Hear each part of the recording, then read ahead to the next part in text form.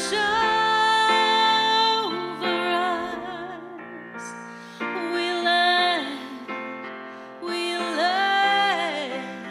We let it be. We let the joy wash over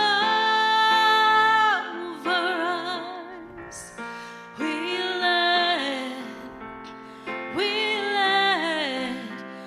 let it be. We let the peace wash over us. We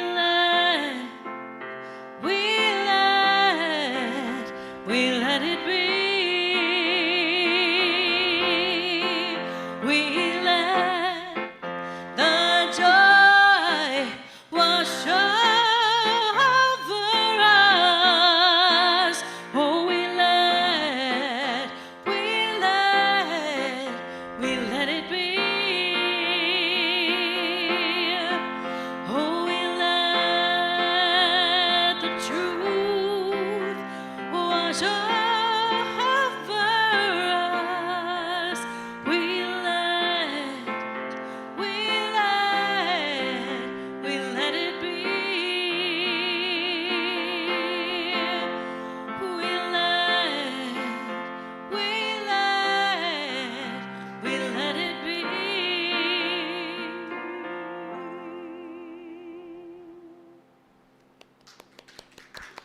Thank you. Thank you. That was ChristineEss Young. Thank you for being here, ChristineEss. That was beautiful. Thank you. You look beautiful today, too. All right. Hello, everyone, and welcome to Unity of Tacoma. I'm so glad that you're here today. My name is Rev Lori Erwin Johnson, and I use the pronouns she and her. And if this is your first time here, I'd like to welcome you. If you've been here before and you're visiting again, thank you for coming back. We're so glad to have you here at Unity of Tacoma. And like I said, ChristineEss Young, she is our wonderful musician today. I'm looking forward to more music that she has. She always brings her A game. Thank you for being here. Today we are continuing our Faith in Action series in the book Anam Cara, a Book of Celtic Wisdom by John O'Donohue. And we're in the third chapter already. And the chapter is titled Solitude is Luminous. Our color today is green. And our symbol today is the clover. And our ever-evolving Celtic wheel is right here. You can see we have this wonderful new piece today that was designed by Linda. And it's got a wonderful, it looks like a landscape and some green green grass and some moss, and it's just absolutely gorgeous. So every week we have these wonderful new pieces that are adding to the Celtic wheel that we have. And so thank you, Linda. It's a wonderful, wonderful piece. Thank you for contributing to this wonderful art that we're doing for Faith in Action. I'd like to start off our service today with a prayer. And we're going to start with the prayer for protection. So if you know the words to the prayer, please say them with me. If you don't, just close your eyes and listen. It's a beautiful prayer. Let us pray. The light of God surrounds us. The love of God enfolds us. The power of God protects us. The presence of God watches over us. And wherever we are, God is, and all is well. So let's just take a moment to take a breath and just settle in, allowing the energy in the moment to just become where we are. Allow it to envelop us, to settle us, to center us. We know this time of connection with each other centers us, brings us closer together, allows us to get into that space of solitude within us, where we're able to meet and commune with the divine. But also in that space, it deepens our connection with each other. So as we sit here today in this wonderful state of communion, we're so grateful for each other and for this time we have together. We take another breath and allow it to be And so it is. Amen. So it is. I'm going to have ChristineEss sing another song for us, and then I'll come back with our message.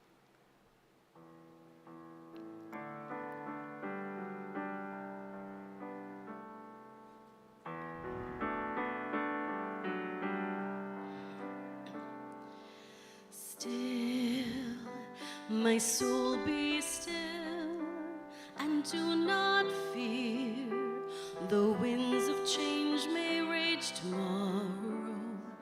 God is deep inside, no longer dread the fires of unexpected sorrow. God, you are my God, and I will trust in you and not be shaken. Lord of peace, renew a steadfast spirit within me to rest in you alone.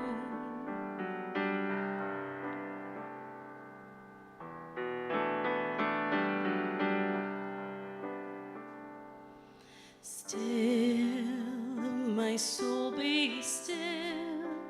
Do not be moved by lesser lights and fleeting shadows. Hold on to his ways with shield of faith against temptation's raging arrows. God, you are my God, and I will trust in you and not be shaken. Lord of peace, renew a steadfast spirit within me to rest in you alone.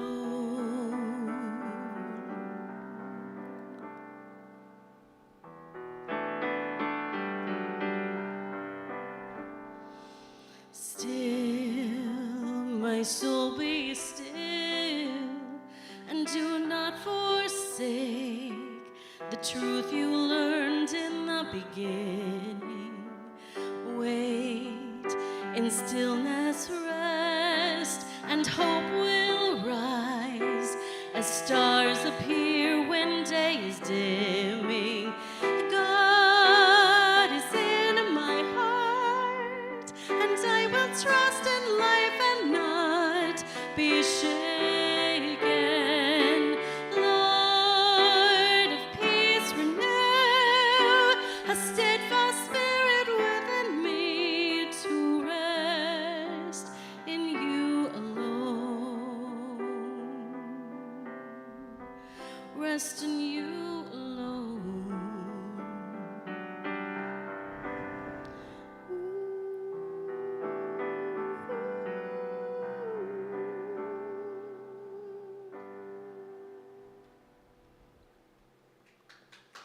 Thank you. Thank you. Ah, what a day. I'm a little tired today. I had a lot going on yesterday. The joy of being with my family, and I'm going to go into that a little bit more. But I'd like to start off today with our affirmation. And can everybody hear me okay? Because I can't hear myself with the fan, so I'm like, okay, we're good. All right, thanks. I'm going to start off today with our affirmation. Our affirmation today: my soul is in rhythm with all that there is. Say it with me. My soul is in rhythm with all that there is. And our reading for today is from John O'Donohue from chapter 3. And if you're familiar with the book, if you're following along with the book, you notice that the book is divided into chapters, and the chapters are divided into sections.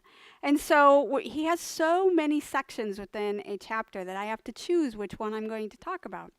And today I decided to talk about the section Contradictions as Treasures, and I'll expand upon that a little bit more in my talk. But the reading goes, our solitude is different. In contrast to nature and to the animal world, there is a mirror within the human mind. This mirror collects every reflection. Human solitude is so unsolitary. Deep human solitude is a place of great affinity and of tension. When you come into your solitude, you come into companionship with everything and everyone. When you extend yourself for frenetically outward, seeking refuge in your external image or role, you're going into exile. When you come patiently and silently home to yourself, you come into unity and into beginning. No one but you can sense the eternity and depth concealed in your solitude. This is one of the lonely things about individuality. You arrive at a sense of the eternal in you only through confronting and outfacing your fears. The truly lonely element in loneliness is fear. No one else has access to the world you carry around within you. You are its custodian and its entrance. No one else can see the world the way you see it. No one else can feel your life the way you feel it. Thus, it is impossible to ever compare two people because each stands on such different ground. When you compare yourself to others, you are inviting envy into your consciousness. It can be a dangerous and destructive guest. This is always one of the great tensions in an awkward or spiritual life, namely, to find the rhythm of its unique language, perception, and belonging. To remain faithful to your life requires commitment and vision that must be constantly renewed.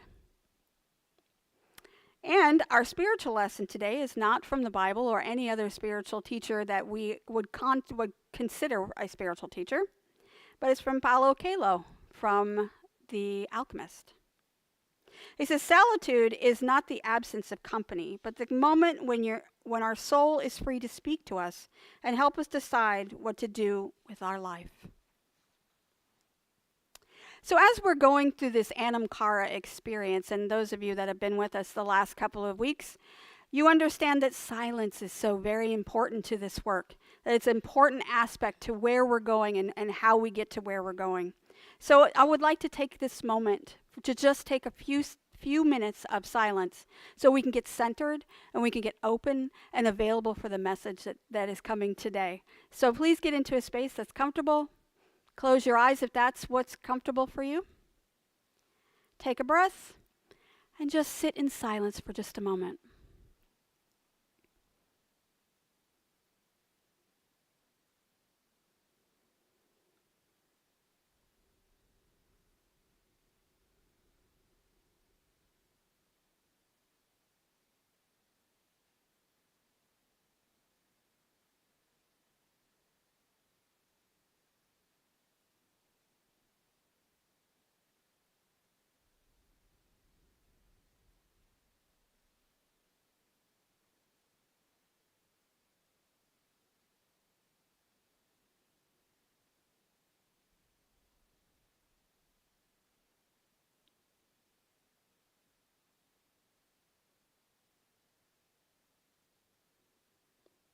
Silence can be either comfortable and enveloping, and for some people it can be very uncomfortable, and it may be very difficult. But these times of silence allows us to get into a deeper space. And so with gratitude, I'd like to end this moment of silence, knowing that you are open and ready for what needs to be heard. I'd like to start off my message today. I'd like to stick with me throughout the exercise. I'd like to start off by asking you in the audience, and for the users online, are you an introvert or an extrovert? Don't say it out loud. Keep it to yourself. Are you an introvert or an extrovert? Carl Jung used the word to define a person's aptitude to be able to interact socially or to withdraw or become shy. And an extrovert, then, according to him, is someone who seeks interaction with people, loves to be with people. And an introvert is someone who goes within and focuses within and stays away from, and some people might call them shy. But later it was expanded upon him, expanded by psychologist Hans Eisnick, and he said that it's a personality trait that has to do with mental energy. So an introvert is someone who spends a lot of time and energy, mind energy, in a social situation. So the person who is an introvert is someone who thinks a lot or examines the environment a lot, and so they use a lot of mental energy. An extrovert, on the other hand, doesn't need to do that. It is a person who thrives in a social situation and really gets energized by that. So an introvert maybe get depleted because they use so much energy in an environment where they have to spend so much time paying attention. Or an extrovert is somebody who's like, yay, and gets excited about that. My grandbaby is an extrovert. Yeah, it's going to be great with all of us. An ambivert is someone who is both an introvert and an extrovert. So do you know anybody like that? They are neither depleted or energized when they are in a social situation. And you can be a social introvert, or you can be an extrovert who likes to be quiet and be within solitude. So all of these things, you're on a spectrum. You're never just one thing. And Jung said that you're not either here or there. You're on a spectrum somewhere on that introvert and extrovert spectrum. So I'd like you to think about this and just take a moment. Take a moment, and you know who you believe you are, whether you are energized by being with people or you're depleted by being with people. And I would like you to look to a person next to you, and if you've already said it to yourself, looking at that person, would you know what they were like? Would you know whether they were an introvert or an extrovert based on how they looked?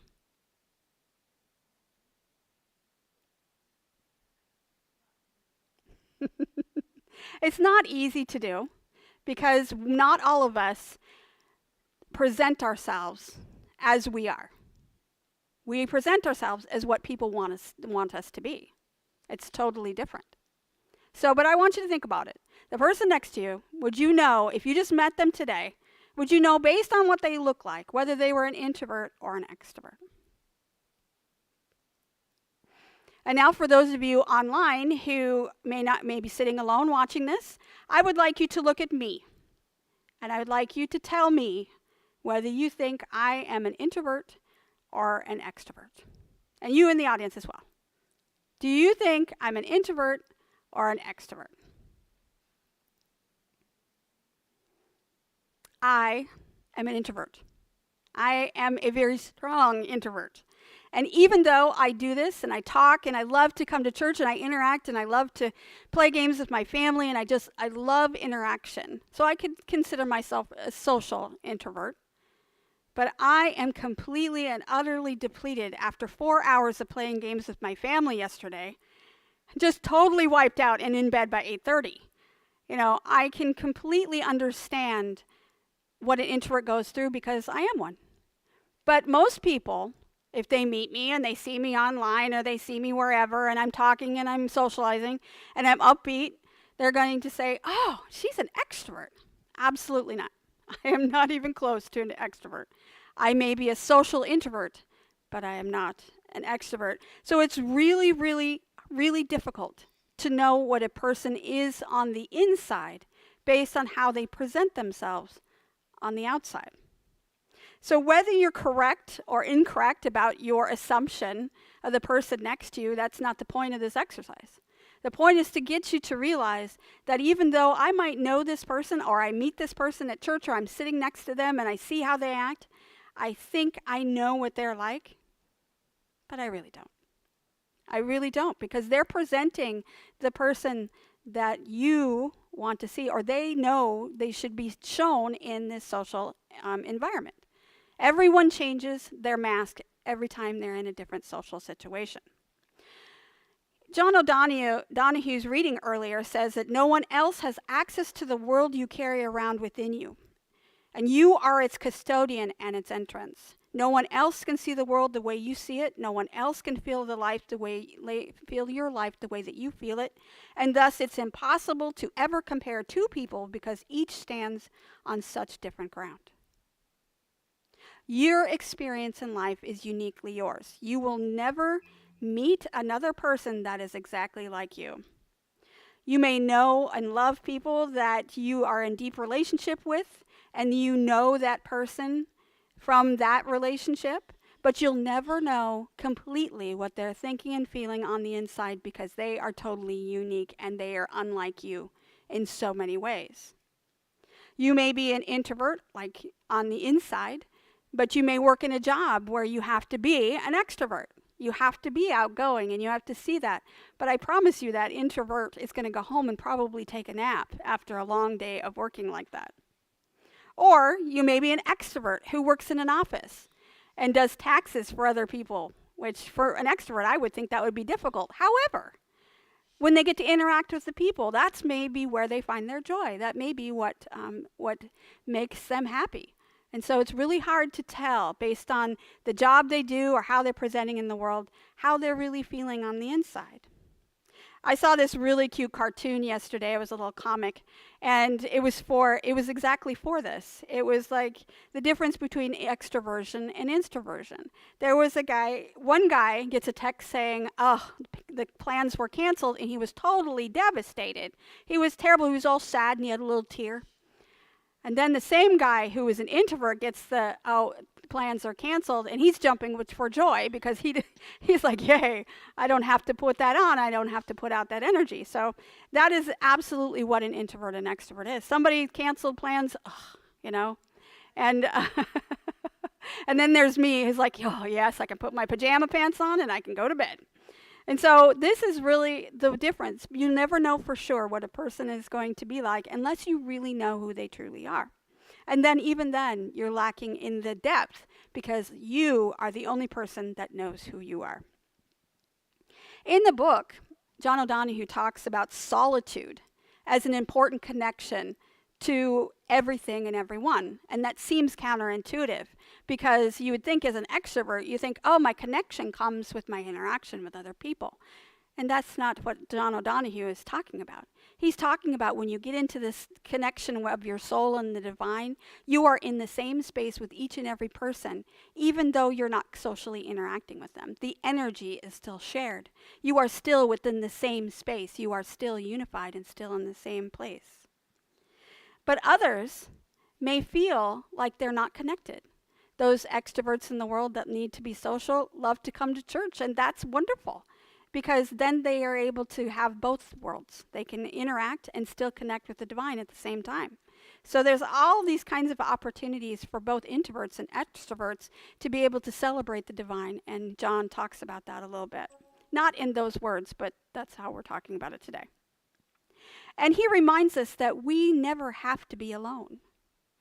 We are in constant companion with the eternal, with the divine within us. He says, eternal is at home within you.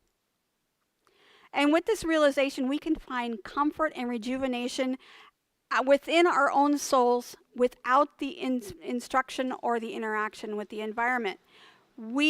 There are no outside forces that you are needed in order to get into this space of comfort when you're in that solitude.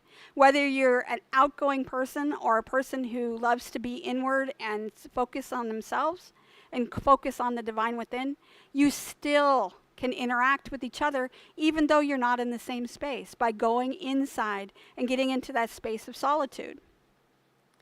Unitarian and author Harry David Thoreau said about this experience in nature, I went to the woods because I wished to live deliberately, to front only the essential facts of life and see if I could not learn what it had to teach, and not, when I came to die, discover that I had not lived. Now, you would think that Henry David Thoreau, being a minister and working within, and he worked with this movement at the time, and he was very social, but he found his love of life when he went out into nature and he was able to connect with the solitude within him. Nature brought that to him, that availability of the divine. So when we forget that we can connect on the inside, go outside. Go outside of your environment. Don't stay indoors. Go outside. Because then we get to see the vastness of everything that's around us. We're not stuck in this little box that we're only seeing in front of us. We're able to move out. And this kind of this idea of solitude in nature then helps to remind us that we are one with all things. We are never, ever alone. And this is what he's trying to teach us during this process. My husband, who is also a Unitarian, and I already told him I was going to talk about him today, so it's not like I'm telling something that he doesn't know. But my husband, he's a Unitarian like Thoreau, grew up in that same kind of mindset. And he's a very outgoing and extroverted person. Now, you think he's sitting over there, he's quietly reading his book, or he's quietly sitting at his phone right now, but he's really extroverted. When he gets with a group of people, he gets really animated and very excited and just talkative. He talks and talks and talks, and I think that's where my grandbaby gets it. He's going to be very outgoing. But he will have a conversation with anybody, anywhere, anytime he meets anyone in the grocery store to wherever. He becomes their friend immediately. And you'd be surprised how people will just open up to him. This random person will come up and we were in line at Costco, and we were going through the line, and he just said, "How are you doing today?" And this guy just told him how sad, he was having this really hard time. He just had this long conversation in the Costco line. So my husband has this way of getting people to start talking. And he also has conversations with the television. And if you've ever watched football or any other kind of sport, he thinks he has a direct line to each of the referees and all of the people that are officiating the sports that he's watching. So he'll have a conversation with them. So not only does he have a conversation with everyone here, but he also has a conversation when he's by himself. And so, but when he goes fishing,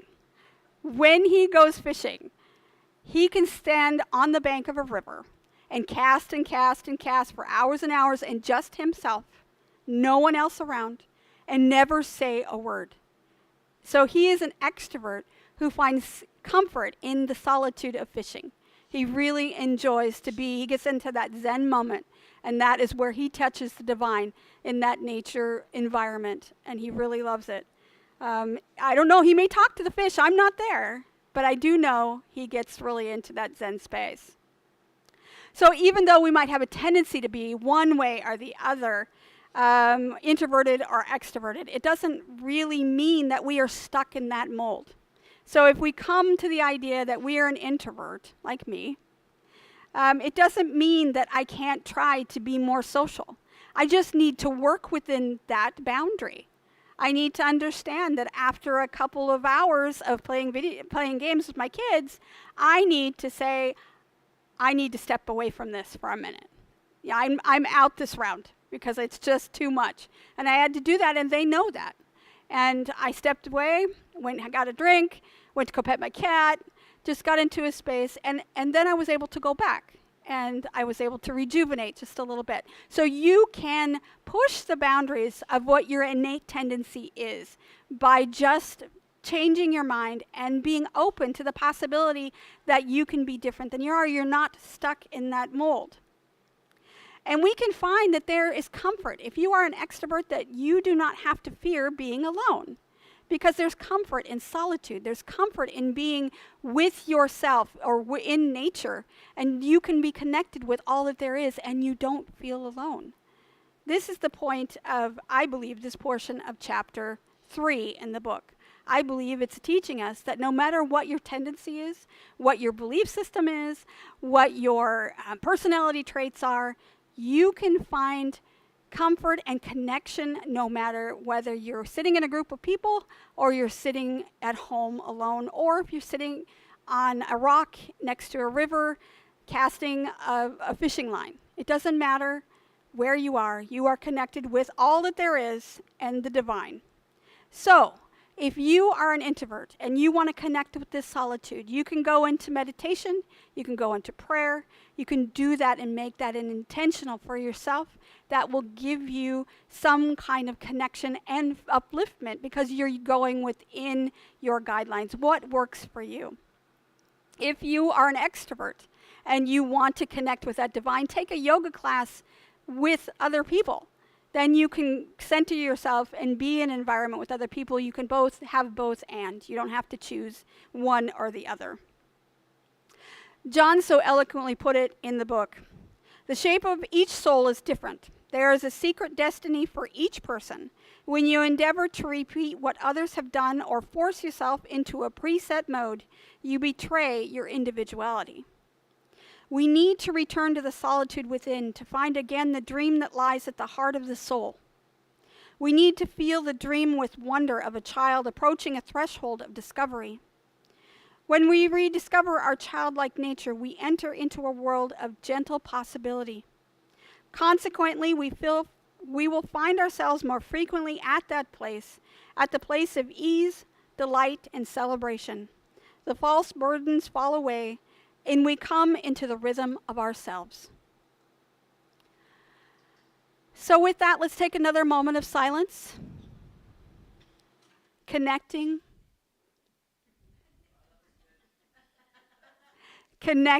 with all that there is, knowing that you are never alone.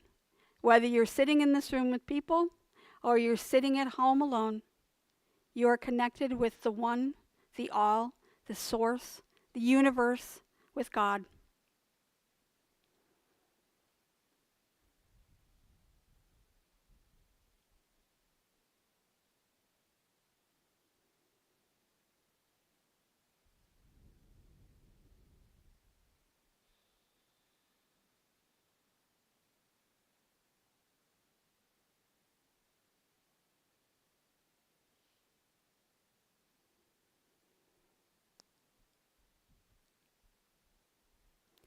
In a few minutes, we're going to go into meditation where we're going to find our happy space.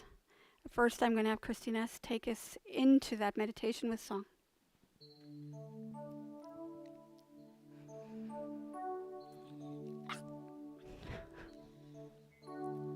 Invocation, invitation, sacred, holy, enter in. I allow this, I surrender. Prepare space and move within. Breathe with me. Breathe as me.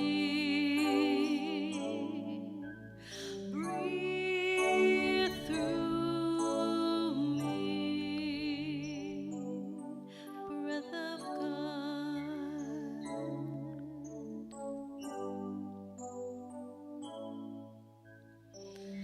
Love with me, love as me, love through me, breath of God.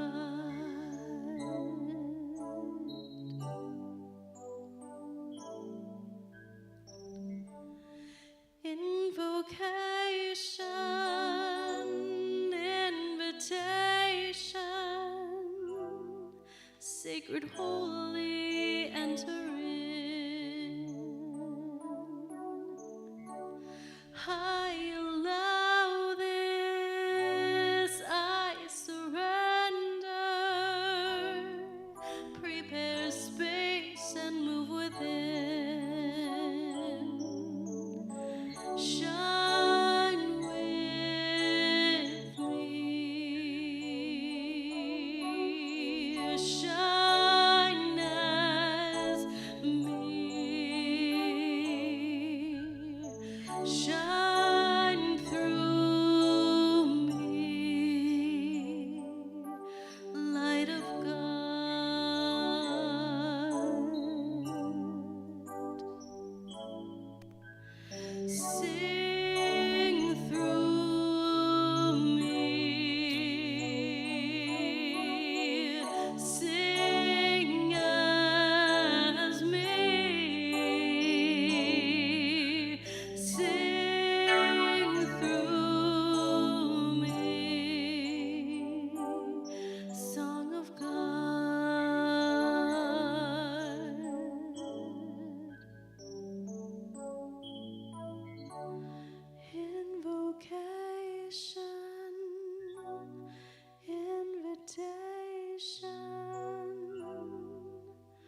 sacred, holy, enter in.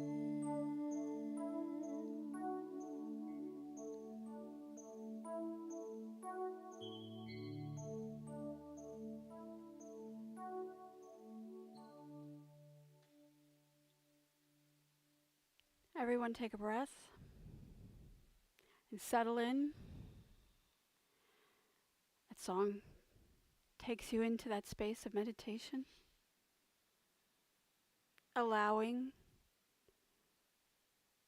opening up, inviting. This is the moment where you connect with your true self.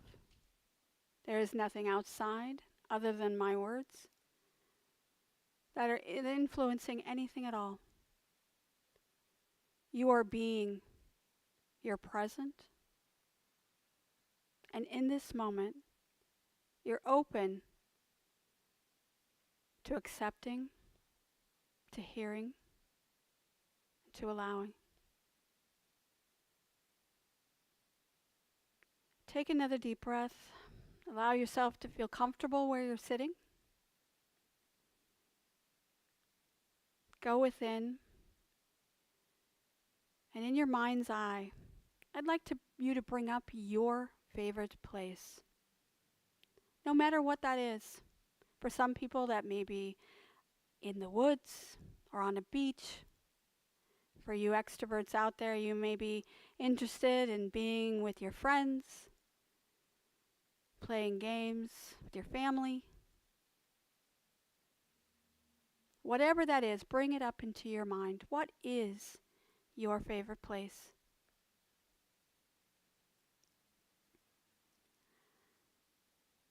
And notice, even though you may not be in your favorite place, you can see it in your mind's eye.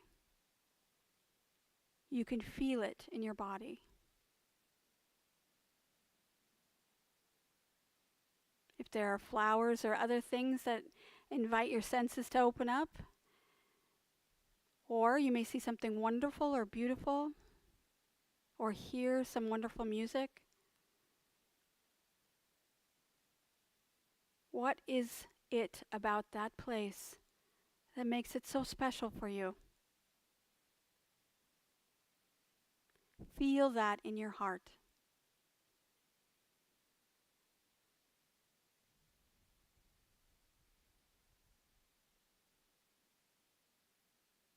What are you doing? What does it look like? What does it feel like? Who's there or who's not there? Take in as much detail as you can.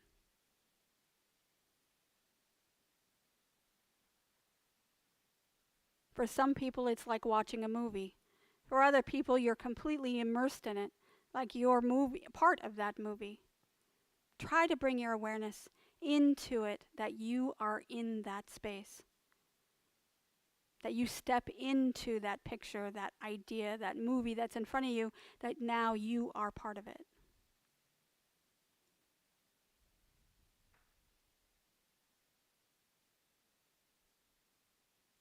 And allow yourself to be completely immersed in this experience.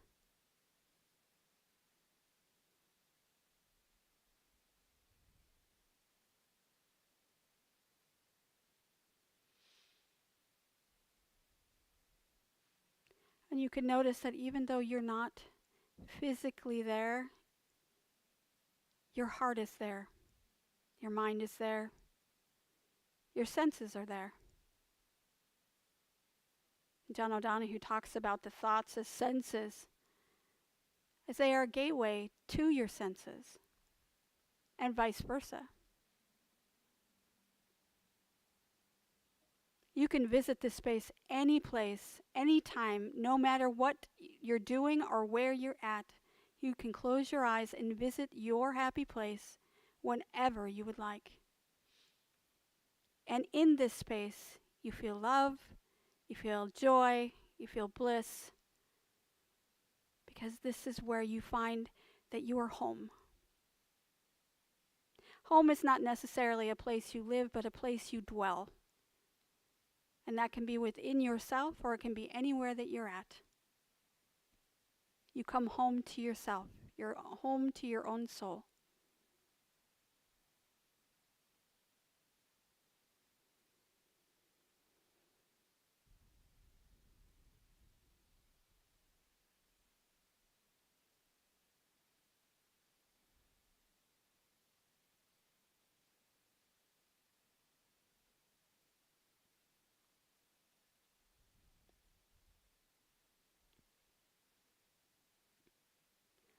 And I'd like you to notice the gratitude that you feel for this moment.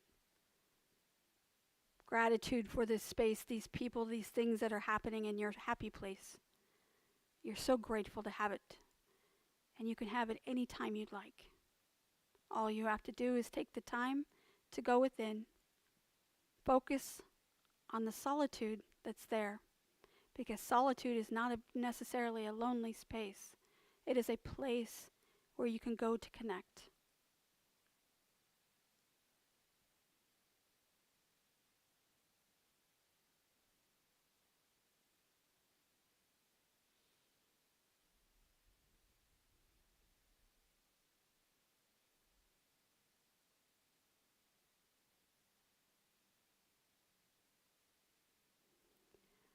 And as we come to this end of this meditation, we know that we can come back at any time. It's as easy as opening a door. All you have to do is close your eyes. And you're right there again. And your happy place can change, can evolve as you change.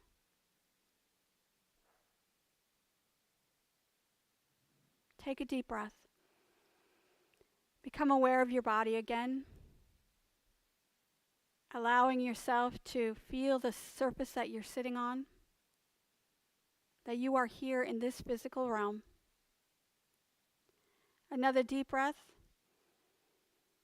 And when you're ready, you can open your eyes and bring your awareness back to this space. And ChristineEss is going to take us out of meditation with another song.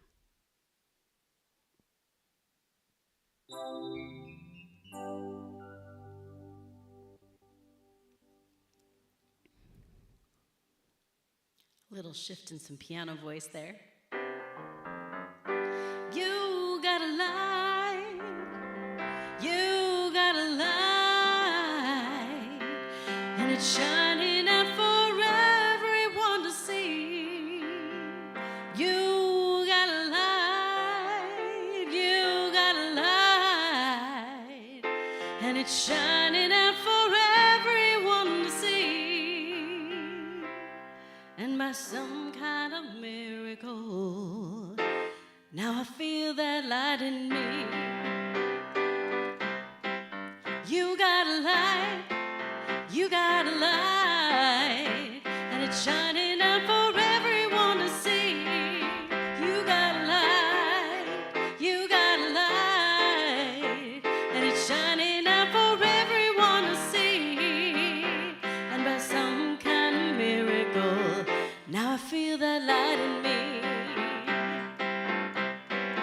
You got a love, you got a love, and it's shining out for everyone to see. You got a love, you got a love, and it's shining out for everyone to see. And by some kind of miracle, now I feel that love in me. You got a joy running through you now that just can't be denied. You got a spirit like a firecracker lighting up the sky. You got a power, and it's shining out for everyone to see. You got a power, and it's shining out for everyone to see. And by some kind of miracle, now I feel that power in me. Now I feel that power in me. Now I feel that power in me. Feel that power in me. Woo!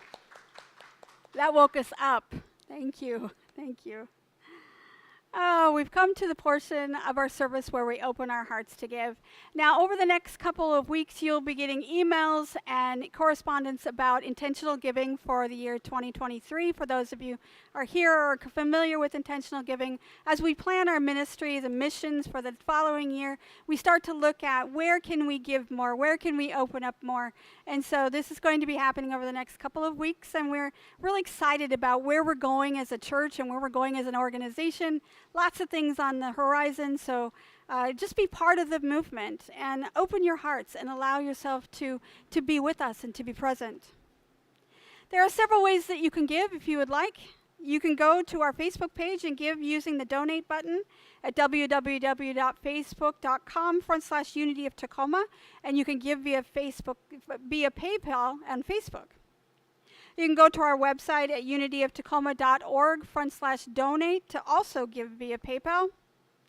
You can donate through Zelle using our telephone number 253-576-3225, or you can mail us a check at Unity of Tacoma, P.O. Box 112289, Tacoma, Washington 98411.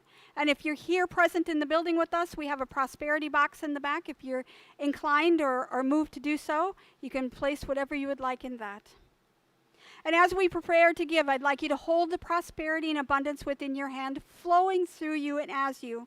As Jesus said in Luke 6:38, give and you will receive. You will be given much, pressed down, shaken together, and running over. It will spill into your lap. The way you give to others is the way God will give back to you. And as you visualize holding your gift within your hands, please repeat after me. Divine love, flowing through me, blesses and multiplies all that I am, all that I have, all that I give, and all that I receive.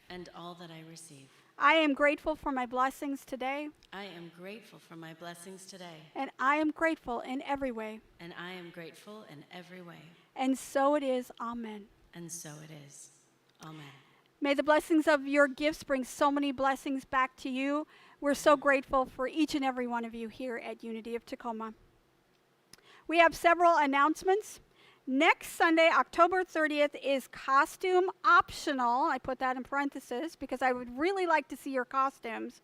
Next Sunday, we will be continuing our Faith in Action program with Chapter 4, Work as Poetics of Growth in the book Anam Cara. And our theme color next Sunday is orange. We have our musical guest, Morris Catton. He'll be back, and Carlton will be playing drums with him next week. So that's exciting. I'm looking forward to that. So again, costumes are optional, but it would be nice if you could chip in. You come in and come, so I don't feel so out of place. If I'm the only person wearing a costume, it might be a little weird. So, but expect that if you come in without a costume. On November 5th, we will be at the Glow Metaphysical Market between 2 and 8 p.m. That's on a Saturday. The market is located at the Frederickson Community Center at Cross Park at 4420 Military Road East in Tacoma. Come out and see us. We will be giving away Deepak Chopra's new book, Abundance, an Inner Path to Wealth. And you can also win 3 Anam Cara spiritual direction sessions with me just by coming in and seeing us. So it's going to be a good opportunity for you to be able to meet us in person, to be able to see all the wonderful things at the market. There'll be a lot of other metaphysicians there. There'll be healers. There'll be psychics there. It'll be a lot of fun. So please come out and join us, because it's going to be a great opportunity for us to meet you in person, especially for those of you online. November 6th, the day after, we will have a guest speaker, Cindy Akana. And our special guest singer, musicians that day, will be the Katie Jane Band. They are a Celtic duo from Portland. And it's Katie Jane Lubins and Adam Easley. And Katie plays the fiddle and he plays the guitar. So it's going to be a lot of fun. They were here the last time they were here. We really enjoyed them. And I hope they enjoyed us too, because they decided to come back here. So I'm looking forward to having them back. And that's going to be a great, great opportunity to celebrate the Celtic music that we are trying to celebrate the Celtic traditions as we go through Faith in Action. So that'll be fun. Saturday, November 12th at 11 a.m., we will meet here at Surge again to make sandwiches for the unhoused. We will have all of these supplies here. All you have to do is join us. It's Saturday at 11 o'clock on November 12th. And we last month, made 100 lunches. And that is our goal again. This month, we would like to make another 100 lunches. So join us on November 12th, Saturday at 11. It only takes about an hour to make that many lunches if we have enough people. So we're really excited to be able to do this and to have this outreach in the community. And Sunday, November 20th, we will end our Faith in Action with a Thanksgiving soup and bread celebration.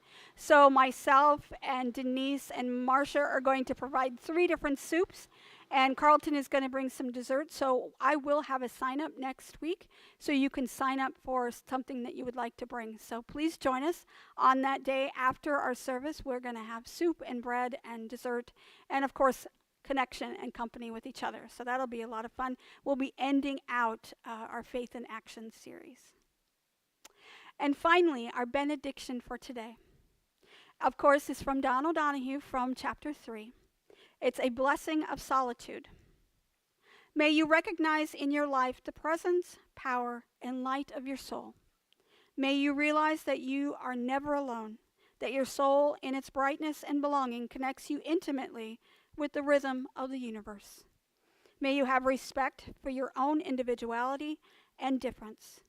May you realize the shape of your soul is unique, that you have a special destiny here, that behind the facade of your life there is something beautiful, good, and eternal happening.